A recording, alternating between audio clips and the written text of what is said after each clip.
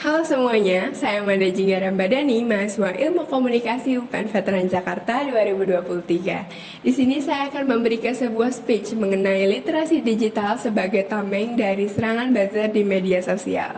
Sebelumnya, saya akan membacakan sebuah kutipan dari seorang pengarang terkenal yaitu John Naisbitt. Dia berkata bahwa the new source of power is not money in the hands of few, but information in the hands of many. Dari apa yang dikatakan Naisbitt tersebut, bahwa sumber kekuatan baru adalah informasi. Dan informasi pada saat ini bisa kita dapatkan dengan cepat dan mudah dari mana saja dan kapan saja. Kemudian akses informasi tersebut sangat-sangat menguntungkan bagi banyak orang.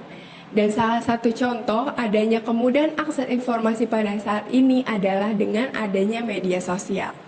Media sosial sebagai tempat di mana kita berbagi informasi satu sama lain dengan cepat dan efisien. Ketika kita mengirim satu pesan atau satu informasi, itu bisa langsung menjangkau audiens yang luas, bisa ribuan hingga jutaan orang. Namun, di balik kemudahan tersebut pasti akan ada saja hambatannya. Salah satunya adalah munculnya buzzer di media sosial. Sebelumnya, apakah teman-teman sudah mengetahui apa itu buzzer di media sosial? Baik, secara pengertiannya, buzzer adalah seseorang atau sekelompok orang yang menyatakan, menyuarakan, atau mengkampanyekan mengenai sebuah isu, opini, atau topik tertentu yang telah ditetapkan. Pada awalnya, buzzer digunakan untuk kegiatan marketing di media sosial, yaitu dengan menyebarkan informasi mengenai produk tersebut untuk meningkatkan brand awareness, biasanya disebut dengan buzz marketing. Namun, pada saat ini buzzer digunakan untuk berbagai kepentingan lain. Salah satunya adalah kepentingan politik. Biasanya buzzer ini disebut dengan buzzer politik. Buzzer biasanya ada di berbagai platform media sosial seperti Facebook, Instagram, Twitter, hingga WhatsApp. Dan pada saat ini bisa kita sering ditemukan itu ada di Twitter atau yang biasa kita sebut dengan X. Buzzer memiliki pengaruh yang sangat besar terhadap audiensnya. Mereka bisa menggiring atau membentuk opini publik, bisa membuat sebuah tren yang bisa diikuti oleh banyak orang hingga mempengaruhi audiensnya ketika mereka membuat keputusan. Hal ini lebih mengkhawatirkan ketika masih banyak ditemukan buzzer yang menyebarkan informasi-informasi palsu atau hoax, menyebarkan rumor yang belum jelas kebenarannya, bahkan yang paling parah adalah menyebarkan fitnah. Salah satu kasus yang pernah terjadi pada tahun 2020 ketika seorang stand-up comedian bintang Emon mendapat serangan dari buzzer politik setelah ia mengomentari sebuah video yang berkaitan dengan kasus penyiraman air keras terhadap mantan penyidik KPK yaitu Novel Baswedan. Setelah mengomentari video itu, ia mendapat serangan berupa penyebaran informasi palsu mengenai dirinya bahwa ia menggunakan narkoba. Hal ini tidak terbukti kebenarannya dan dapat menjatuhkan citra baik seorang bintang Emon dan termasuk ke dalam pencemaran nama baik.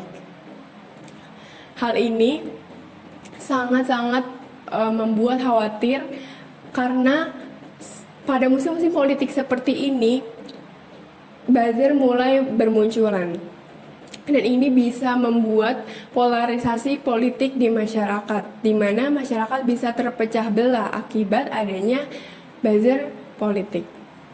Namun, pemerintah Indonesia telah melakukan beberapa tindakan untuk memberantas buzzer politik, seperti menindaklanjuti dan membawanya ke jalur hukum untuk penyebar informasi palsu atau hoax ini. Kemudian, Kementerian Kominfo dan KPU tengah berusaha membuat peraturan untuk kampanye di media sosial yang sehat. Dan pemerintah juga tengah menegaskan program literasi kepada partai politik. Namun, solusi kunci dari masalah ini adalah keterampilan literasi digital yang harus dimiliki oleh setiap masyarakat di Indonesia. Keterampilan ini bisa kita sebut dengan 3M. Menyaring, mengevaluasi, dan memahami informasi yang kita dapat. Jadi setiap kita mendapat informasi baru, tidak kita cerna secara mentah-mentah, tapi kita evaluasi kembali, kita lihat lagi apakah sumbernya sudah terpercaya, apakah pengirim informasi ini sudah kredibel, atau kita bandingkan kembali dengan sumber-sumber informasi yang sebelumnya sudah terpercaya. Lalu kita bisa pahami informasi itu lebih lanjut dan bisa membuat kita terhindar dari informasi-informasi palsu yang disebarkan oleh buzzer di media sosial. Dan mari kita lebih aware terhadap isu-isu seperti ini dan terus kita tingkatkan keterampilan literasi digital kita agar kita menjadi konsumen informasi yang cerdas dan kritis dan dapat terhindar dari serangan informasi palsu yang disebarkan oleh buzzer. Sekian dari saya. Terima kasih.